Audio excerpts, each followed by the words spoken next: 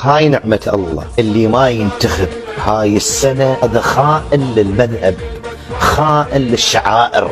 الخاين للمذاهب انت وامثالك، تسكت لو الشسمه بحلقك نحطه، يا مرجع فتالك فتوى الترويج، وياهو نلبسك العمامه ولو كظه.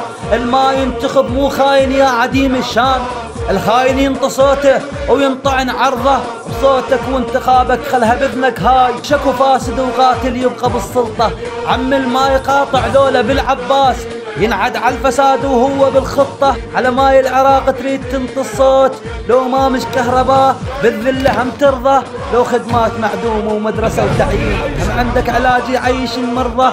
على اسخام الوجه ليش انتخبهم ليش، ولو هاي الشباب بلا عمل ورطة، لذلك قاطعوهم ذولا ما يسوون، ولو بعض الخلق من هاي ما ترضى.